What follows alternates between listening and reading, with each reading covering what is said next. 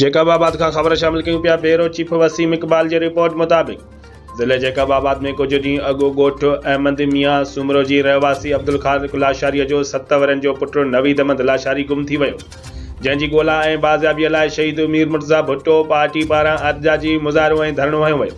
बाले जे वालिद अब्दुल रज़ाक लाशारी चयो त मुंहिंजो पुटु गुम आहे या अगवा कयो वियो आहे, असांखे का बि ख़बर न आहे। उन सिलसिले में असां सदर थाणे ते रिपोर्ट पिणु दाख़िल कराई आहे, पर पुलिस पारां को भी ॿार जी ॻोल्हा में सहकार नाहे कयो वियो। आख़िर जैकबाबाद ज़िले जी पुलिस सिर्फ़ बेगुनाह माण्हुनि खे मारे ॾोहारी साबित करण में पूरी आहे त पोइ असां ग़रीब अवाम जो छा थींदो? असांजा ॿार लापता ऐं अगवा थींदा रहंदा, पुलिस कक भञी बीड़ो नथी करे।